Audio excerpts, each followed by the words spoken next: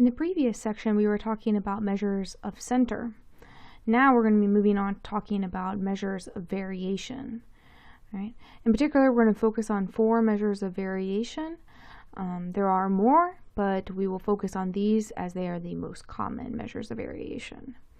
All right? So I believe I started the discussion about measures of center but with a histogram. And I said, so here's the center, and a measure of center is basically one measure that says where the center of the distribution is. Okay, so looking at this, the center is somewhere around right here, and this is the height of trees. So these are pretty short trees coming in at somewhere around 12 feet on average. So actually, using this frequency distribution, we could actually calculate the center. Remember, in a few videos back, we talked about calculating center using a frequency distribution. All right, well, anyway, so we talked about measures of center, which this is the center, right? And so now we're about to be talking about measures of variation, right?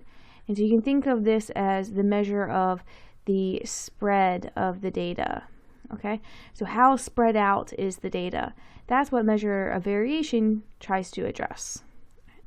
All right, so we'll start with talking about range. This is the most simple measure of variation. Range. The way we calculate range is we take the maximum value and we subtract off the minimum value.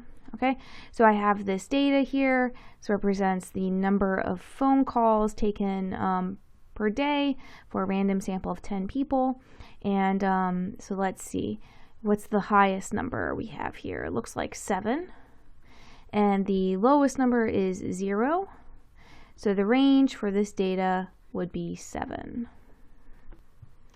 The main advantage to calculating range is that it's very easy to compute. So if we were to think about the advantages and disadvantages of range, the advantage is that it's very easy to compute. Right? You just take the max minus the min, that's it. And then the next, when we're calculating standard deviation, you'll really come to appreciate how easy this calculating the range is actually.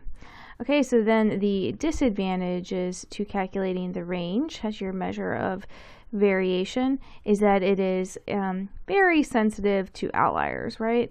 It depends only on the min and max value. So if those are extreme values, it's going to make your range very different than had you not observed those extreme values. Okay.